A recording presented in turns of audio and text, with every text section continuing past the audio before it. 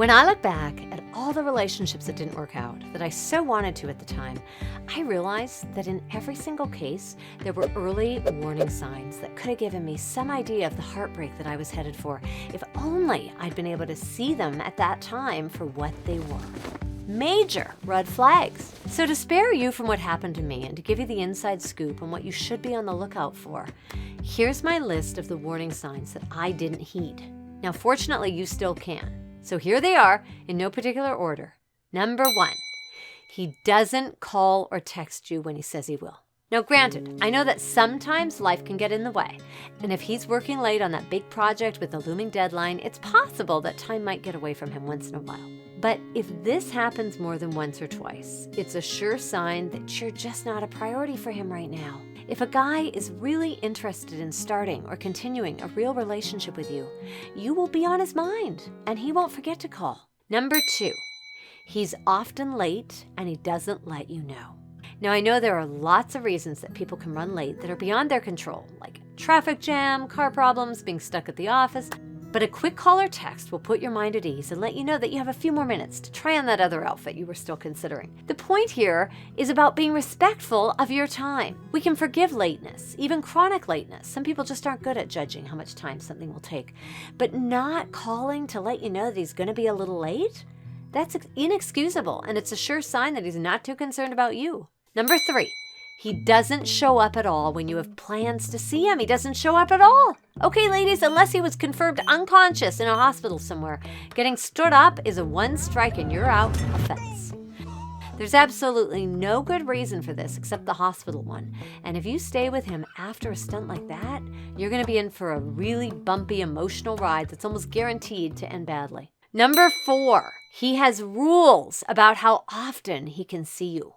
Now, it's one thing to have the boys' Wednesday poker night or something along those lines, but if he's only willing to get together, say, every other weekend, that's a sure sign that he's keeping his options open and still scouring the market for something better. At least in his mind, he just doesn't realize that you're the best thing going.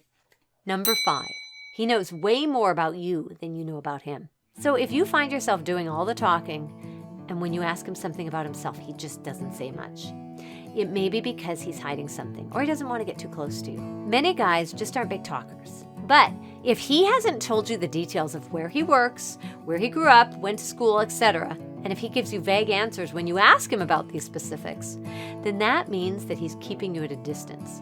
And there's usually a reason that you're not going to like.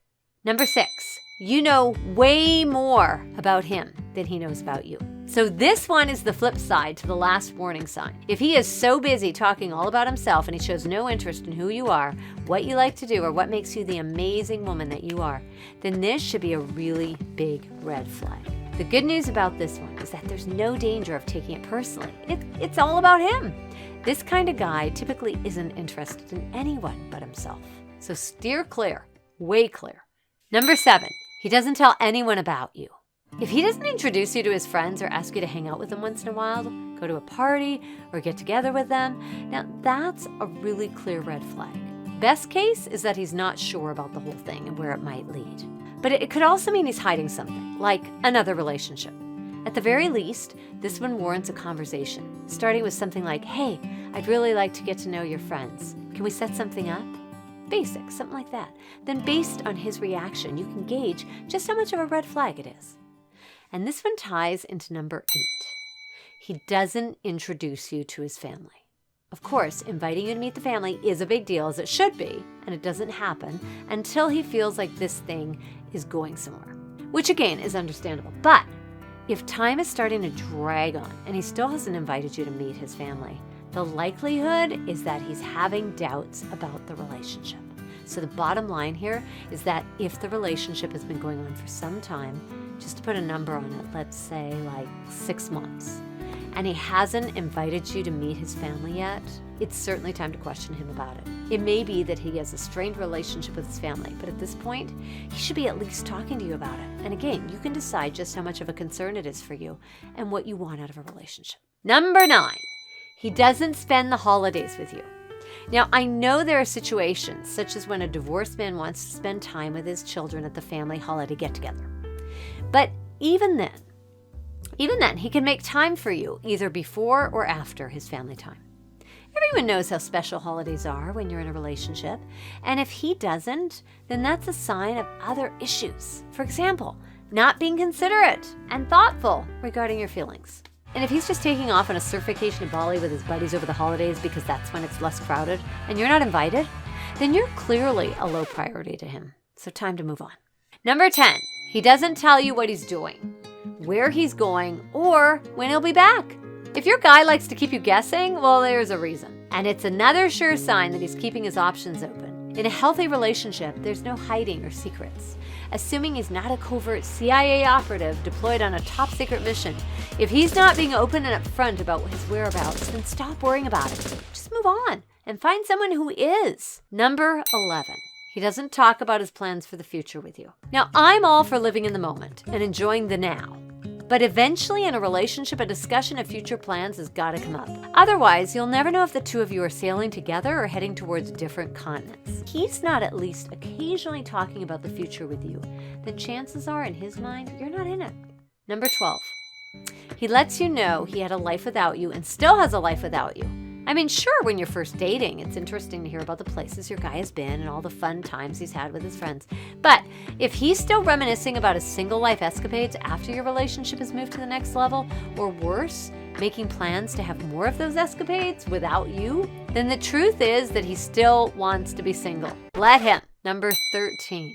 You feel like if you could just change yourself and not be so needy, this would all work out. Now, in my mind, this is one of the biggest warning signs to watch out for. If you start to feel that there's something wrong with you, or you're doing something wrong that's causing him to pull away, and maybe if you just gave him more of the freedom he wants and wait for him quietly, and well, you get it. Don't fall into this trap.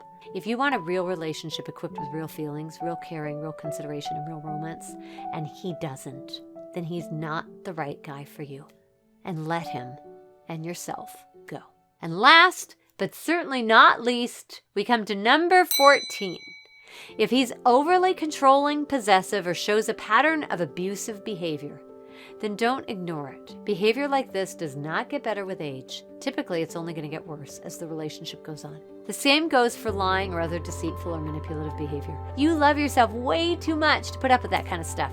Move on with your head held high and find someone who you can trust and who makes you feel safe, both physically and emotionally. If you see any of these warning signs, and especially if you see several of them, chances are this is not someone that you want to be in a relationship with, or at least not the kind that you're looking for. The unfortunate reality is that people don't change unless they really want to. So rather than trying to get them to change or hoping that things will get better, try focusing on you and understanding why you're in a relationship with someone like this. And if you find yourself in this type of relationship often, which many of us do, it's time for some real soul searching here to get to the root of it. If you have access to good counseling, take advantage of it, as many times it's the only way to true healing, and it'll be worth it in the long run to get you past the cycle of toxic relationships so you can move on to the kind of true, sustainable love that you want to attract into your life. Sometimes it's really hard to see it when you're in it.